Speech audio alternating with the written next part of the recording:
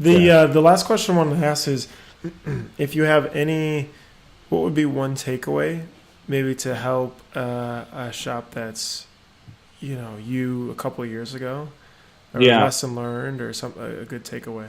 It's always, everything that we do is like a series of risks. Like, I really think that, like, a lot of times when I talk to people, they're scared to quit their job, or and it's like, the reason I think we're able to succeed is, like, we both quit our jobs. We both worked until, and when I say we both, it's my wife and I, but we early on, like, we took risks. We moved out of our house into a space that, it was $650 a month, which seems maybe small to some people, but that was a lot of money. And we stayed up until 2 a.m, like, every night, just working really hard. And kind of what I was saying earlier too, like, if we hire somebody to print, then we also try and make sure that we have that other side, the office side of that, balanced.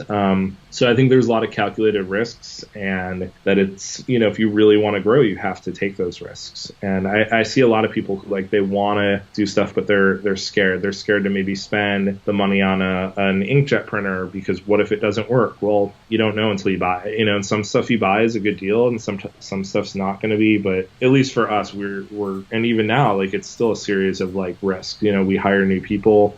Usually when we hire people, we hire more than we could afford, and then we just push really hard to try and make sure we could pay them. There's a lot of risk reward involved. And I think on that same token too, like, it's maybe something that I wish I could be better at, is being able to know when someone isn't the right fit or something isn't the right fit, right? So, like, it's really easy to get excited by a certain customer. Like, one example that for us is, we used to have a customer that had a lot of gift shops.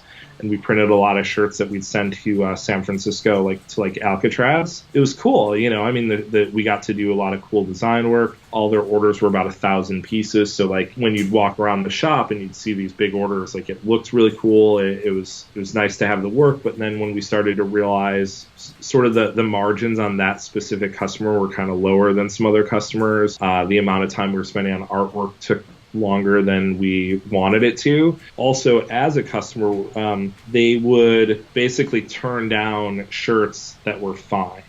So you have some customers who are picky and some who aren't, and it's fine to be picky. That's totally reasonable, but they kind of were at a point where it was unreasonable. So it's like, if we had to reprint anything with an already low margin, we realized that we're losing money on the job. So it's not necessarily losing money, but the amount of work that went into it compared to what we really made on it, it wasn't worth it. It took a little while to figure that out. And then we went to them and basically were like, look, like, we need to charge you differently and change our processes. Otherwise, we can't work with you. Now we don't work with them, but, at the same time, it's better than working for them and having it consume all of our time and then not being able to pay our bills. So sure.